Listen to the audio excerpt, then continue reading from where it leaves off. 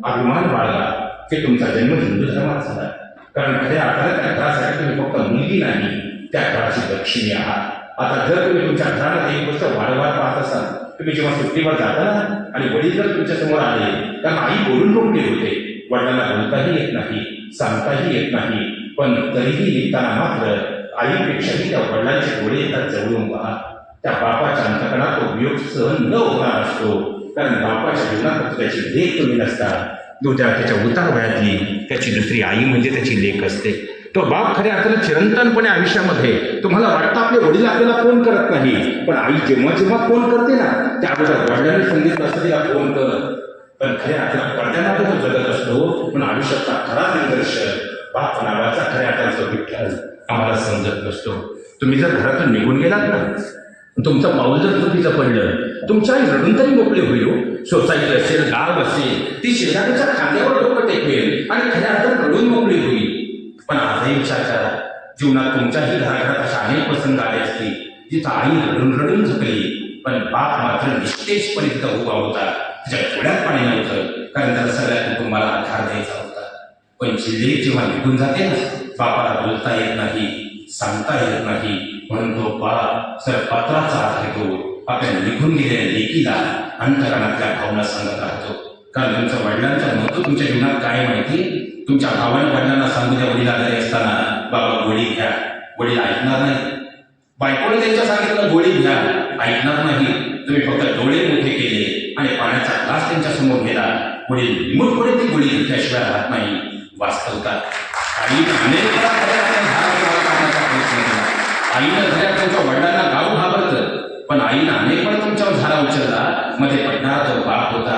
आणि तुमच्या ऍडमिशन फीसाठी अनेकांच्या पायावर डोकं टेकून तडपिडीचे कागद रंगवणाराही तो बापच होता. पण जेव्हा तुम्ही निघून जाता ना, त्याला बोलता येत नाही, सांगता येत नाही, म्हणून पत्राचा आधार घेऊन अंतकरणातल्या भावना तो आपल्या लेकीपर्यंत पोचवत राहतो.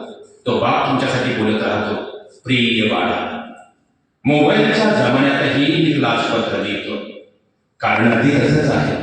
कारण तू कॉलेजला जात असताना तुझी काळजी वाटत होती, म्हणून माझ्या मित्राकडे उसने पैसे घेऊन तुझ्यासाठी घेतलेला मी मोबाईल काल दुपारी तू निघून गेल्यापासून बंद करून ठेवलाच नाही. तू तर फक्त मोबाईल बंद केलाच नाही, कारण कालपासून समाजाच्या, शेजारच्या, गावाच्या आणि मित्रांच्या नजरा चुकवत तुझ्या आईनं तर घराचा दरवाजा बंद केला.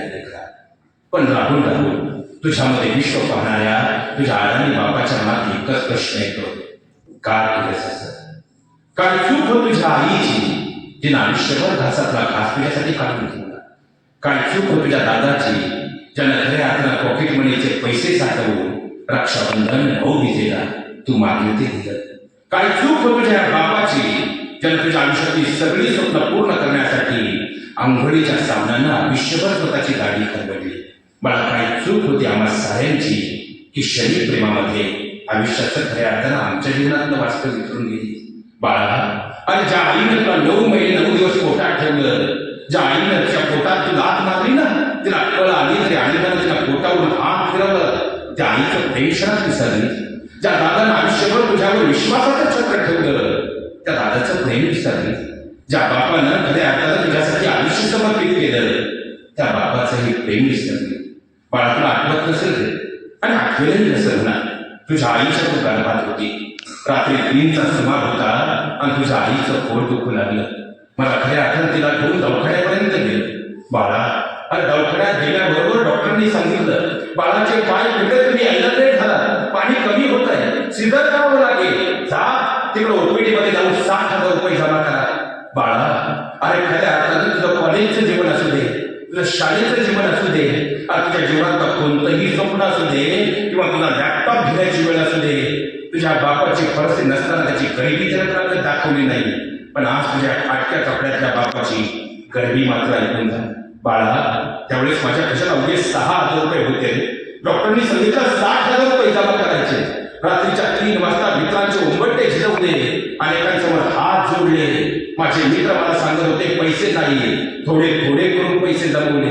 तू जन्माला आली ना, त्यावेळेस माझे सगळे मित्र मला सांगत होते, आज तुझ्या घरी मुलगी आली, आणि मुलगी म्हणजे धनाची पेटी. पण माझ्या सगळ्या मित्रांना निक्षून मी सांगत राहिलो, माझ्या घरी मुलगी नाही, माझ्या घरी माझी साक्षात लक्ष्मीच आहे. म्हणून तर बाळा, घराच्या उंबऱ्याच्या आत तुला घेताना कुंकवाच्या पावलांनी तुला माझ्या घरात घेतलं, कारण तो फक्त माझी लेक नाही, माझ्या घरची लक्ष्मी होती. बाळा, तू जन्माला आली ना, माझे मित्र माझ्याकडे बर्फी मागत होते, पण जवळ पैसे नव्हते. मित्राकडे उसने पैसे घेतले, पण सगळ्या गावाला तुझ्या येण्याच्या आनंदात मी बर्फी दिली. पण बाळा, खरं सांगू, काल दुपारी तू निघून गेल्यापासून त्याच गावातली तीच तुझ्या जन्माची बर्फी खाली लोक काल दुपारपासून माझ्या तोंडात शेण घालतायत. बाळा, का केलंस असं? काय चूक होती आम्हा साऱ्यांची? क्षणात आम्हाला बर्फ करून गेली. कालपासून तुझ्या आईनं घराचा दरवाजाही उघडला नाही.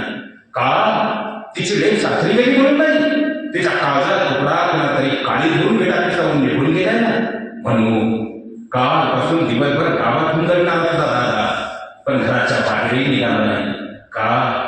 त्याची ताई सासरी गेली म्हणून नाही, त्याची लाडाची ताई कुणातरी हात धरून घरातून गेली ना म्हणून. कालपासून खऱ्या अर्थानं तुझा हा बाप जो देवीवर पण गेला नाही. का? त्याची लेक सासरी गेली म्हणून नाही, त्याच्या काळजात तुकडा कुणातरी हात धरून घरातून निघून गेलाय ना म्हणून. बाळा, अरे खऱ्या अर्थानं तू म्हणत असशील, तो तुझा प्राण आहे, तो तुझा श्वास आहे, तो तुझा जीव आहे. बाळा, अरे 1-2 वर्षाच्या क्षणिक प्रेमात तुला तो श्वास वाटू लागला, जीव वाटू लागला, पण गेल्या 20 वर्षात हा बाप तुझ्यासाठी जीव देऊ शकतो एवढं साधनही कळालं तुला. झाली चूक तुझ्या आज नाही कळायची. अरे खऱ्या अर्थात तुला जायचंच होतं ना, ते एक काम करायचं ना रे. तू लहानपण आठवत असेल तुला? अरे लहानपणी मांडीवर घेऊन चिवूचा काऊचा म्हणत एक घास तुला भरवायचं, आणि तुझ्या कुंडाशी आलेला घास माझा हात धरून तू माझ्या कुंडात घालायची, आणि चिवूचा काऊचा म्हणत गोड हसायचे. बाळा, तुला जायचं होतं ना, तर जाण्या अगोदर तुझ्या गोड हातांनी गोड शिरा बनवला असता, त्यात थोडं विष टाकलं असतं, आणि चिवूचा काऊचा म्हणत तो घास मला भरवला असता, सकाळी जाग झाली नसती, हा दिवस पाहण्याची वेळ झाली नसती. झाली तुझी आज नाही कळायची, पण कधी जर वेळ पडली ना, पुन्हा धावत ये, खऱ्या अर्थानं माझ्या जवळ ये, मी तुला खुशीच येईल, कारण हा तुझा बाप आहे, हा तुझा बाप आहे, हा तुझा बाप आहे. खऱ्या अर्थानं पण भरीचा परमात्मा तुम्हाला भेटेल की नाही माहीत नाही, पण कधी शांत झोपलेल्या संध्याकाळी बापाचा चेहरा पहा, आणि डोळे झालेले त्या बापाच्या चेहऱ्यावरच्या सुकुत्या एकदा जवळून पहा. तुम्हाला विठ्ठल शोधण्याची गरज नाही, तुमच्या घरात विठ्ठल आहे याची जाणीव तुम्हाला झाल्याशिवाय राहणार नाही. हे सगळ्यात मोठं वास्तव आहे. सगळ्यात